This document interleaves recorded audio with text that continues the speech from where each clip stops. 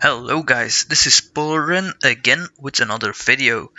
This time I'm going to do what I said I would do in the last video, and that is give you a quick overview of this game.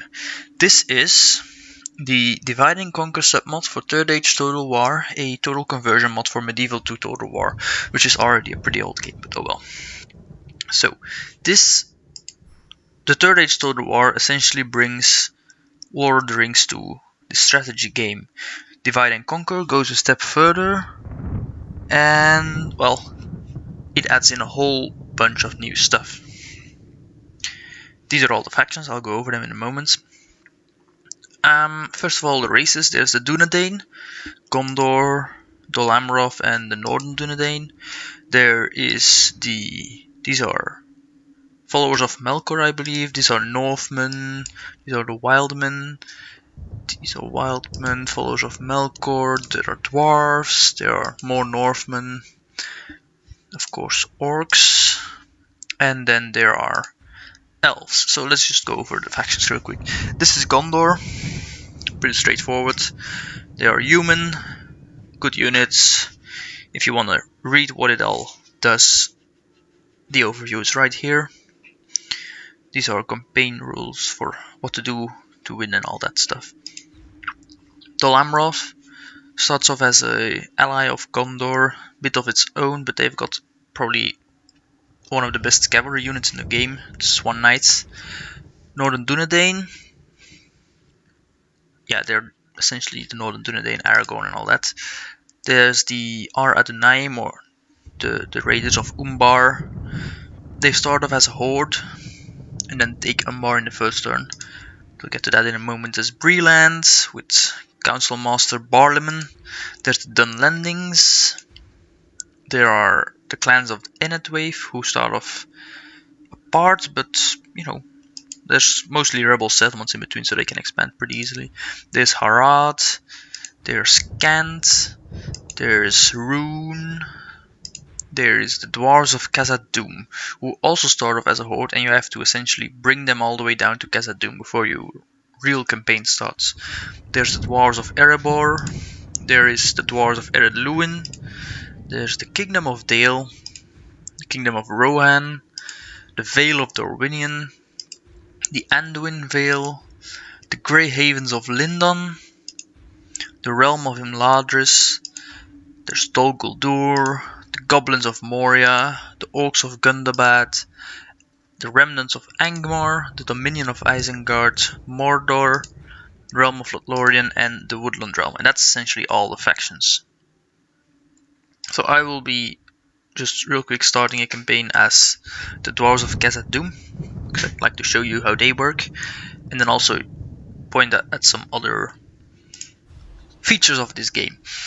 So the game consists of two main parts. There's the campaign map and there's the battle map. On the campaign map you move your armies around, and when your army meets the army of an enemy, they fight in the battle map. You can use your armies to take settlements, to hold choke points, to beat other armies, whatever you want. You train them in settlements, and well, that's just about it really. You need to manage your economy, your military, your alliances, and all that stuff. Now, this is a pretty old game, so the graphics aren't great, but they're still, considering when the game was made, pretty good. Most of the units actually look really, really good. There's unique units like Sauron's unit himself. There's the Balrogs, there's Ents, there's Trolls, Olog-hai. What else? There's no dragons, unfortunately, but oh well. There's Oliphaunts as well, the Mumakil. And, well, there's just so many different units. It's a really interesting game that looks great for its time, and well, overall it's one of the best Total War games in my opinion, like Medieval 2, and this is probably the best mod for it that I've played, at least, depending on of course what you like. I am a Lord of the Rings fan, so I will like this. Now, this is something that we might read if we play a full campaign. So these are essentially first turn actions. The Dnedain have a choice, right? They can either choose to follow Sauron, or they can choose not to. Now, the AI will always choose to follow him, but as a player you can choose not to. But on the first turn, then they go to war with Gondor and Dol Amroth, and they are allied to the Haradrim tribes and Mordor, and all the others are just, there. So if I go and do this, well, first of all, actually, so this is where we start. We have High Lord Balin, very nice. These are stats. We can hire cavalry. We do not have any money according to this. We have Balin's guard as his bodyguards, and well, because this is a scripted campaign, because it's the Dwarf of Khazad-dûm, we can only go here. But once we get here, we get an army, and then we can march towards Khazad-dûm. Now I will toggle the fog of war, and now we can see the entire map. So this is the entire map. You'll see that some factions like Harad start off with only one. They started off with this, but doesn't have any troops in it. Rune only starts off with one as well, and all that sort of stuff. But if we finish end turn, then you'll see that most of these factions, if you take a look at the map, will start to quickly expand into regions you would not be able to expand if you were a human player. That is because, well, twofold really, because they wouldn't want to make it too easy for you. If Rune only starts with one region, then as Dale or the Dwarves of Erebor or Dorwinion, you're going to have an easy time. But if they don't, then you're actually going to have a tough time. This campaign is actually really tough compared to some of the other vanilla games that I've played. But as you can see, Rune now owns 6 settlements from their original 1. Another reason for this is, in this game, if a faction only has 1 settlement remaining, then they will sit around and do essentially nothing for the entire game. So that's why they automatically get some rebel settlements. Now from now on, they'll have to actually work for the settlements, just as any player. You get these nice messages. For instance, the Northern Dnedain have reclaimed Fornost, or where is it? Dead Man's Dyke, as it is known right now. And then over here, this is our script, right? So we can choose to either go through the Mirkwood Forest, which is the shorter but more dangerous route, or we can go around and the longer route but safer. So we shall do the forest for now. So that's just showing how to go. The game is full of little scripts like this. Not every campaign is scripted as heavily as this Khazad-dûm script, because, well, they needed to, obviously, to get you to Khazad-dûm. There's 2 Khazad-dûms, as you can see there. There we go, and now we got ourselves a little army of dwarves. I suggest hiring a cavalry unit as well. We got a lot of money, and now we march south. And every turn we get a bit closer, and eventually we get there, we fight. There will be a battle in here too, if I remember correctly. And then that's just how it goes. Once you take it, the script essentially ends, and you get to play a normal campaign as if you were any other nation. So that is that. I will now actually load up a save of my own. I know Dnedain of the North is written in the wrong way, but there was no room for the H apparently. But oh well. I also like to point out that the art on this game is amazing.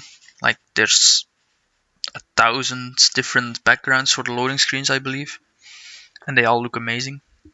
And something that I am not able to show you, but that I would like to point out, the music is also amazing. It uses music from Lord of the Rings, as well as some other soundtracks, but that's of course why I can't use it and why I turn it off.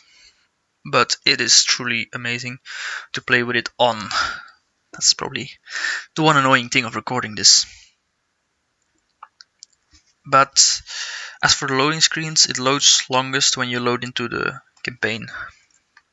Battles and all go faster, and once you come out of the battle it also goes faster. So this is the Northern Dnedain. I am 93 turns in, and I have not expanded all that much. As you can see, I have taken some of Dunland, I have taken parts of Khazad-dûm. Here is a the actual dwarves, Balin. Here's Aragorn. He's taken Khazad-dûm, which actually fixed a lot of my money problems. I had like 2,000 or 3,000 a turn, which is not a lot when you consider that most of these units cost a lot of money each turn. I have a big army in here, but these guys are all free upkeep. If I move them out, I start losing money like crazy.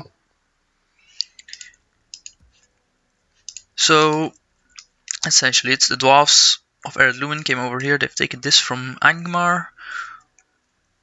This is I'll just toggle fog of war to show everything.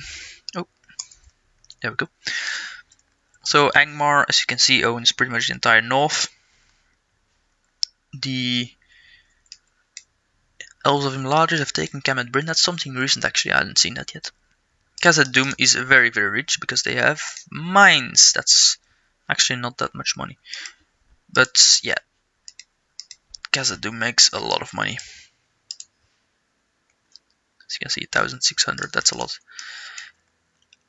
And what else do I want to show? Like, this is pretty endgamey. Well, not endgame, but late game stuff.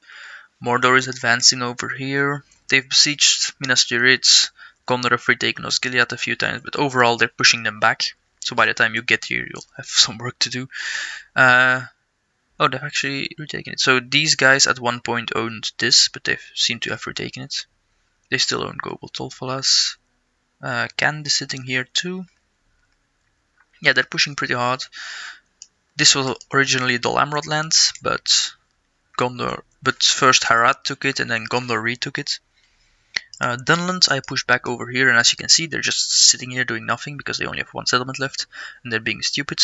I did not move on them because I was also at war with the Orcs of the Misty Mountains, which is a lot of work to do. Then Enedwave over here, they're pretty strong. Then one of the perhaps funniest things I've seen. They took Midland. I believe it's an event or something that spawned an army over here and they attacked Midland. They took it. Círdan is dead. So yeah, that's fun, right? That's very fun.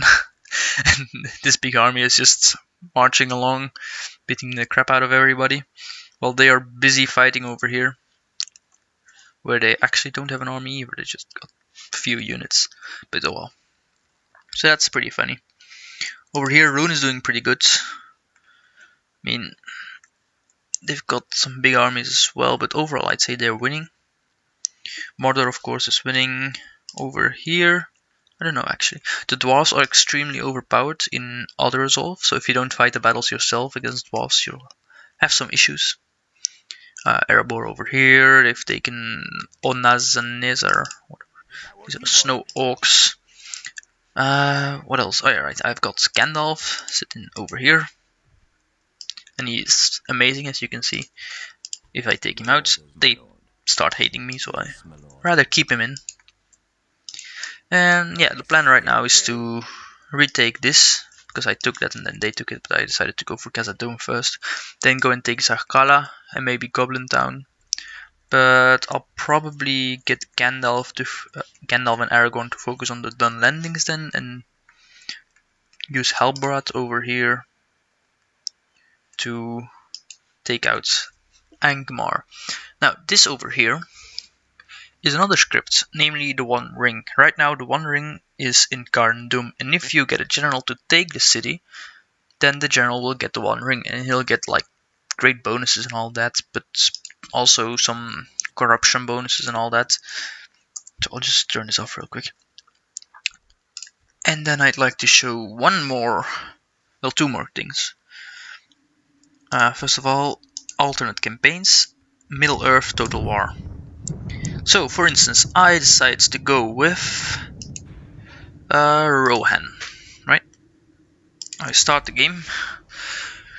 We get to enjoy another beautiful loading screen. Look at that. That's Elrond, I believe.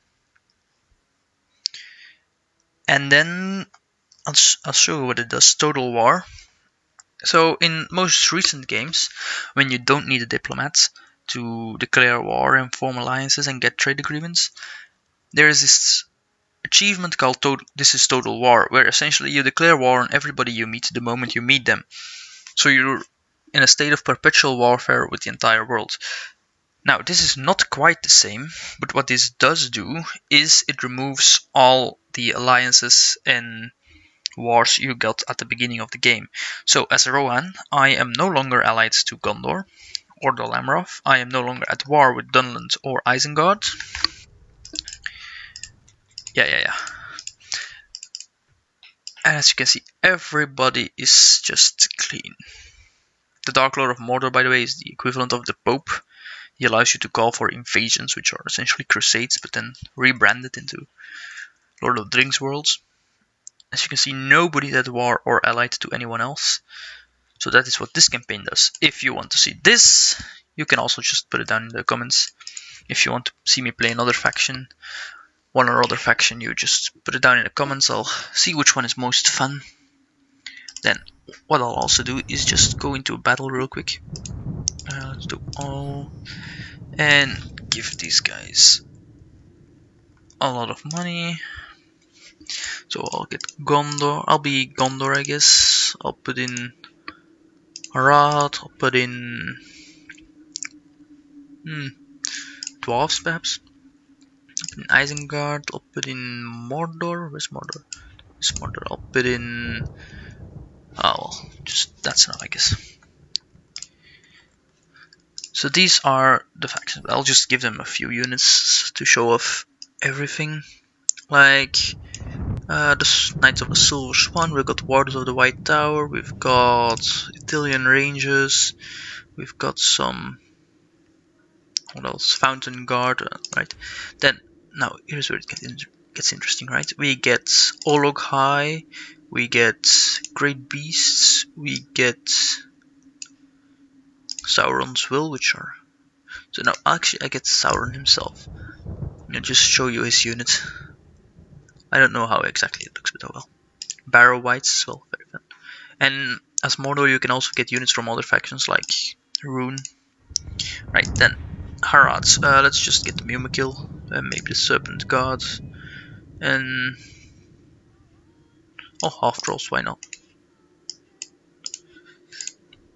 Then the Dwarves. These guys have no cavalry or very little cavalry, but they've got some of the best infantry, as well as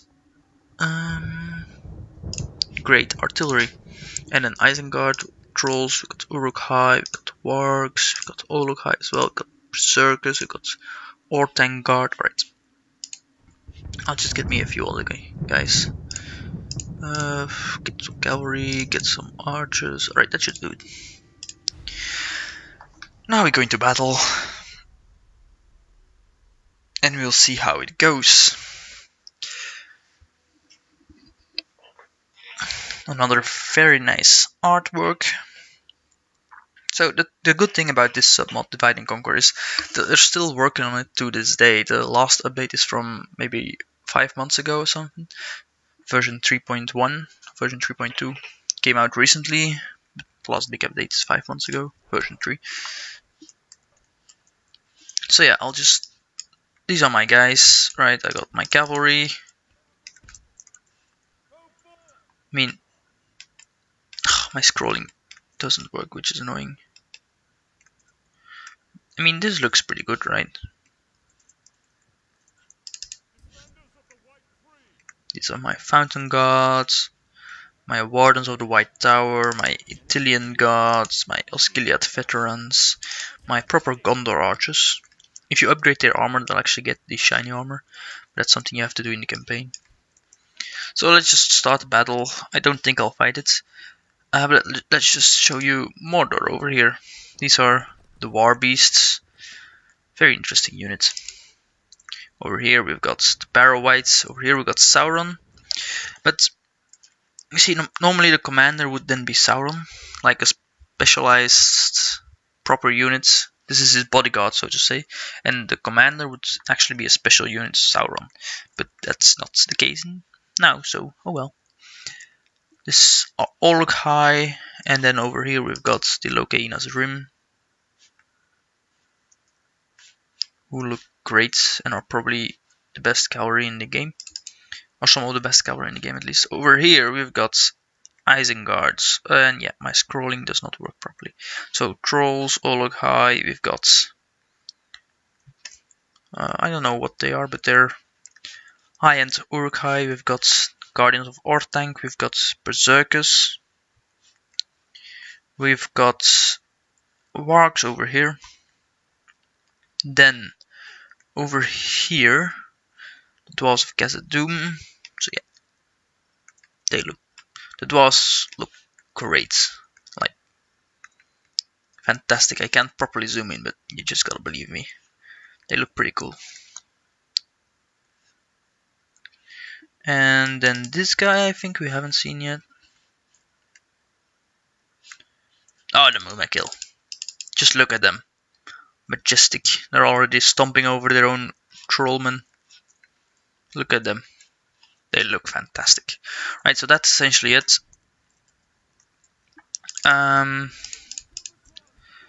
If you wanna see this game played, right, then I suggest leaving a comment telling me what faction you want me to play as, and then I'll do it. Easy as that. I really enjoy this mod, and well, I suppose that's it then. I look forward to your comments. Until then, have a good time. I'll see you next time.